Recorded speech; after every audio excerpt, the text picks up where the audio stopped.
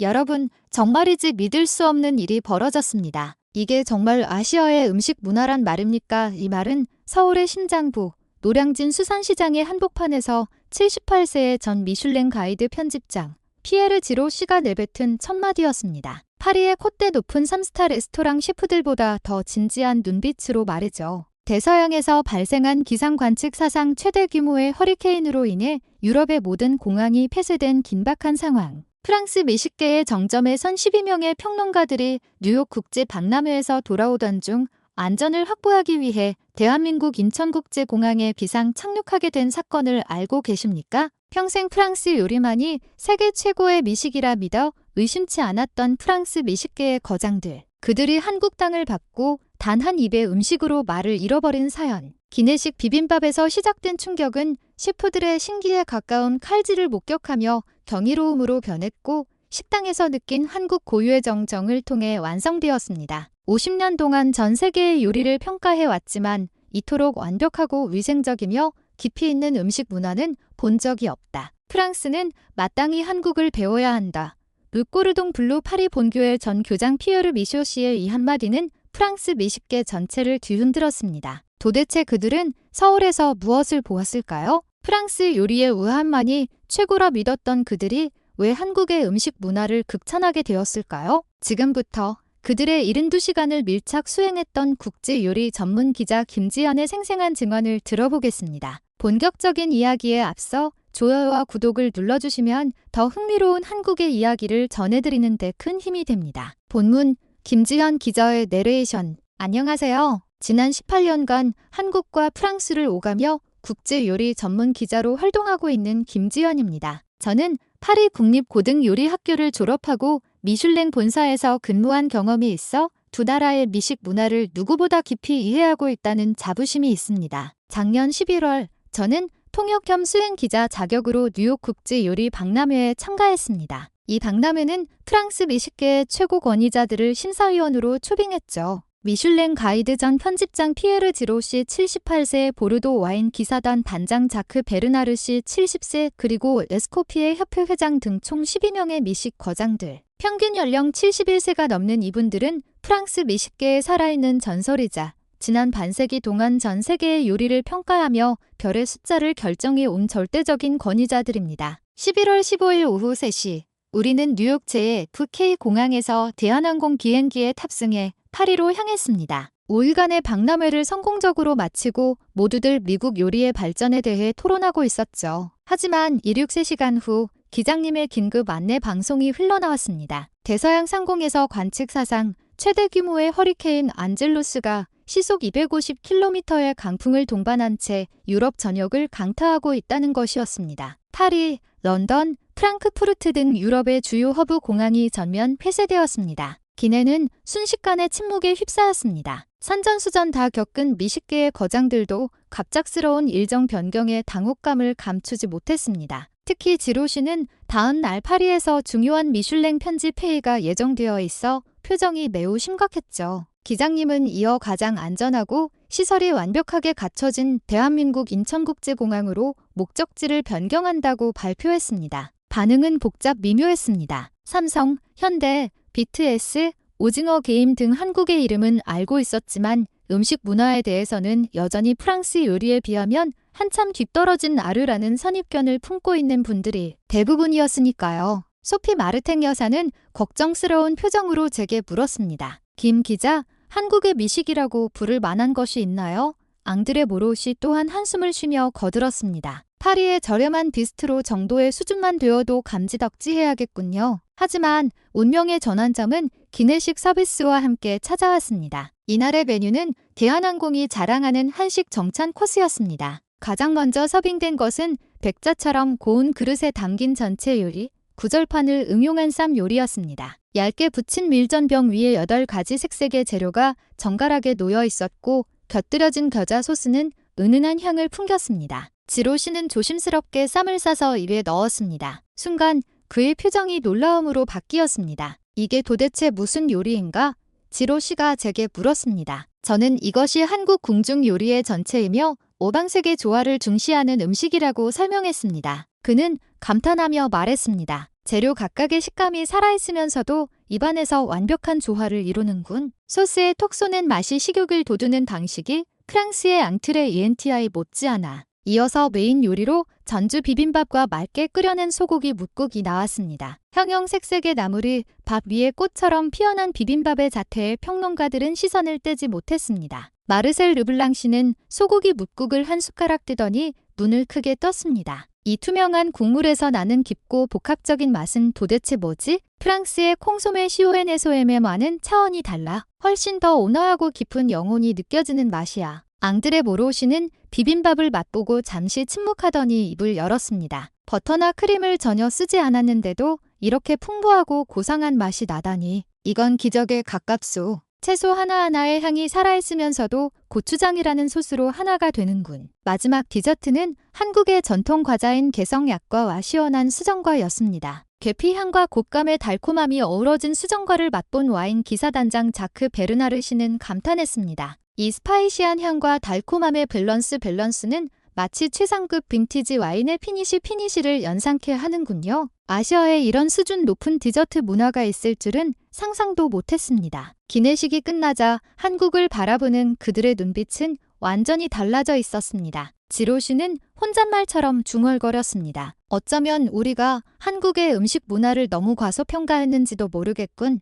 인천공항 착륙까지 남은 8시간, 그들은 제게 한국 음식에 대해 끊임없이 질문을 던지기 시작했습니다. 육수의 개념, 발효의 과학, 제철 식재료를 대하는 철학, 모두들 수첩을 꺼내 메모까지 하며 경청했습니다. 초기의 불안과 편견은 온데간데 없이 사라졌고 대신 진짜 한국을 경험하고 싶다는 기대감이 차올랐습니다. 현지 시간 오후 2시, 우리는 인천국제공항에 도착했습니다. 공항의 압도적인 규모와 먼지 하나 없는 청결함, 그리고 최첨단 시스템의 평론가들은 혀를 내둘렀습니다. 공항에서 서울 시내의 호텔로 이동하는 리무진 버스 안, 지로 씨는 차창 밖으로 펼쳐진 한강의 야경과 스카이라인을 바라보며 중얼거렸습니다. 파리와는 전혀 다른 역동적이고 현대적인 미학이 살아 숨쉬는 도시로군. 호텔에 도착하자 첫 번째 작은 감동이 우리를 기다리고 있었습니다. 프런트 직원은 유창한 불어로 장거리 비행에 고생 많으셨습니다라며 정중히 인사했습니다. 객실에는 웰컴티로 붉은 빛깔이 영롱한 오미자차와 다식이 준비되어 있었습니다. 소피 마르탱 여사는 감동한 목소리로 말했습니다. 파리의 5성급 호텔에서도 도착하자마자 이런 섬세하고 따뜻한 한대를 받기는 힘들어요. 앙드레 모로시는 오미자차를 한 모금 마시고는 평가했습니다. 단맛, 신맛, 쓴맛, 짠맛, 매운맛, 5가지 맛이 난다는 이 차의 복합 및 컴플렉시티는 훌륭한 와인을 테이스팅하는 것과 일맥상통하오. 저녁이 되자 저는 일행을 이끌고 첫 번째 식사를 하러 나섰습니다. 장소는 강남 청담동에 위치한 최고급 한정식 한해홍식 레스토랑이었습니다. 식당에 들어서자 은은한 가야금 선율과 함께 고즈넉하고 우아한 분위기가 그들을 감쌌습니다. 셰프가 직접 나와 겸손하지만 힘있는 태도로 인사를 건네자 지로 씨는 깊은 인상을 받은 듯했습니다. 첫 요리는 얇게 저민 전복과 송이버섯 구이였습니다. 마르셀 르블랑 씨는 맛을 보자마자 인정할 수밖에 없었습니다. 재료 본연의 맛을 해치지 않으면서 식감을 극대화한 조리 기술이 놀랍소. 비린내는 전혀 없고 오히려 바다의 향이 우아하게 승화되었어. 이어 나온 갈비찜과 신설로는 시각과 미각의 정점을 찍었습니다. 자크 베르나르 씨는 갈비찜의 부드러움에 충격을 받았습니다. 오래 조리했음에도 고기의 결이 살아있고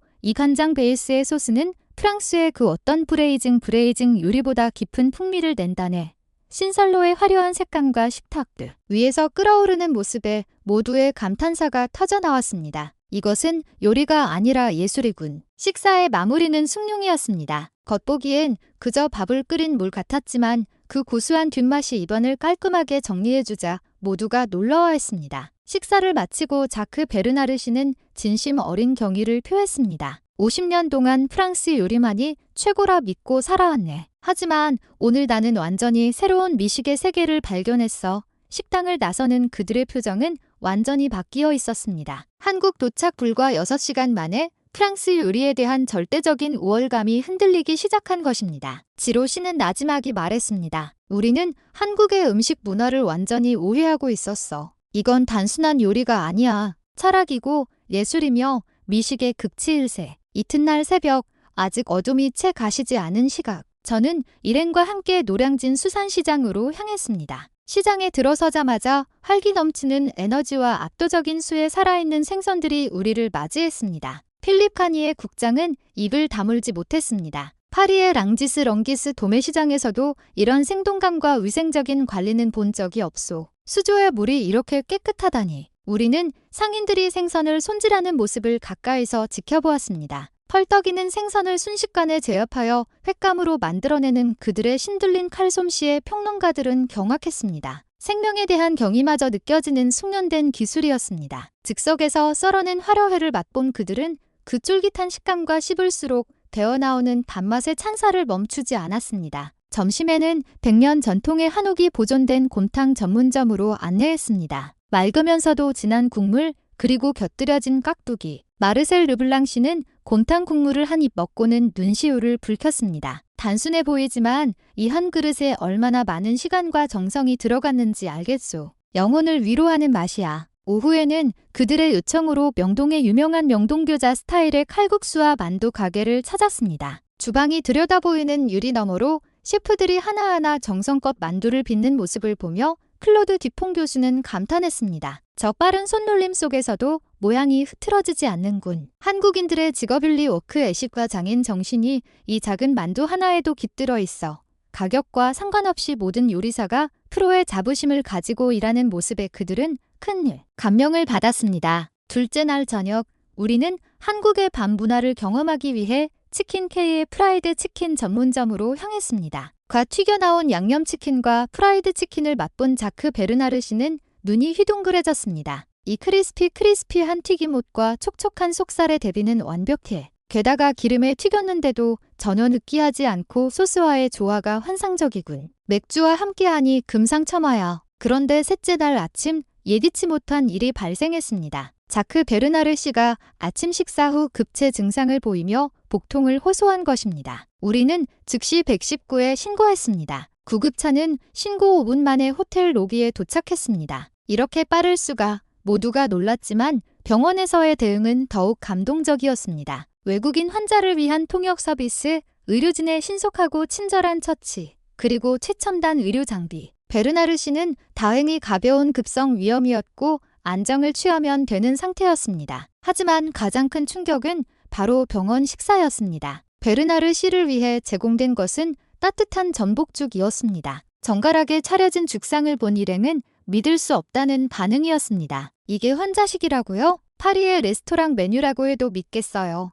부드럽게 넘어가는 죽과 자극적이지 않은 반찬들은 환자의 회복을 돕기 위한 배려 그 자체였습니다. 한국의 빨리빨리 문화가 단순히 속도만이 아닌 효율과 정성을 포함한 시스템이라는 것을 그들은 몸소 체험했습니다. 마지막 날 저녁 환송만찬으로 저는 그들을 오래된 노포의 설렁탕 집으로 안내했습니다. 화려한 기교는 없지만 깊은 뼈 국물의 진수를 보여주는 곳이었죠. 식사를 하며 지로 씨가 깊은 생각에 잠긴 듯 말했습니다. 지난 3일간 나의 미식가는 송두리째 바뀌었네. 프랑스 요리만이 세계 제일이라는 확신은 이제 오만에 불과해. 한국 요리는 우리와 동등하거나 어떤 면에서는 우리를 뛰어넘는 미식 문화일세. 다음 날 인천공항으로 향하는 리무진 버스 안. 도착했을 때와는 전혀 다른 공기가 감돌았습니다. 떠나는 것을 아쉬워하는 기색이 역력했죠. 출국 게이트 앞에서 지로 씨는 제 두 손을 꼭 잡으며 말했습니다. 김 기자, 자네 덕분에 내 인생에서 가장 가치 있는 3일을 보냈네. 한국 음식 문화의 아름다움을 알려주어서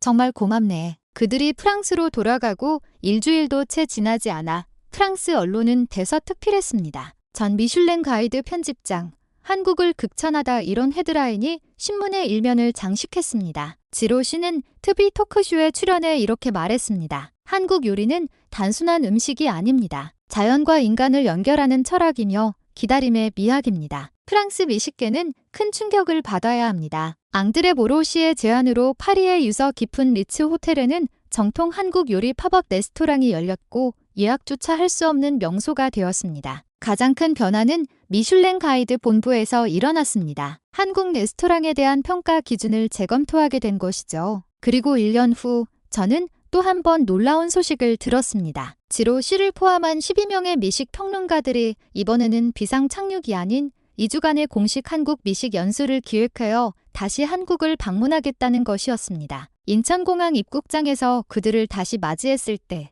그들의 얼굴에는 마치 제2의 고향에 돌아온 듯한 편안한 미소가 번져 있었습니다. 지로 씨는 제게 윙크를 하며 말했습니다. 그 3일이 내 인생을 바꿨네. 이번에는 더 깊은 한국의 맛, 진짜 손맛을 배우러 왔어. 현재 프랑스 내의 한국 음식 열풍은 여전히 뜨겁습니다. 파리의 한 식당은 언제나 만석이고 젊은 프랑스 셰프들 사이에서는 한국으로 유학을 가는 것이 하나의 엘리트 코스가 되었습니다. 그날 허리케인으로 인한 비상 착륙은 정말이지 뜻밖의 사고였지만 결과적으로는 두 나라의 미식 문화 교류에 혁명적인 변화를 가져온 축복이 되었습니다. 저는 그들을 통해 배웠습니다. 편견과 선입견을 버리고 열린 마음으로 타 문화를 받아들이는 자세가 얼마나 중요한지를요. 한국 음식 문화의 진정한 가치는 화려한 기술이나 자극적인 맛에 있지 않습니다. 식재료에 대한 경의, 제철에 대한 감사, 먹는 사람의 건강을 생각하는 배려, 그리고 무엇보다 따뜻한 정정. 이 정신이야말로 전 세계인의 마음을 움직이는 힘이 아닐까요? 우연에서 시작된 72시간의 드라마, 이제는 한국과 프랑스를 잇는 단단한 미식의 다리가 되었습니다. 오늘의 이야기는 여기까지입니다. 허리케인이 선물해준 기적, 프랑스 미식 거장들의 입맛을 사로잡은 한국의 맛 이야기. 흥미로우셨다면 좋아요와 구독, 알림 설정 부탁드립니다. 저는 다음에도 가슴 벅찬 한국의 이야기를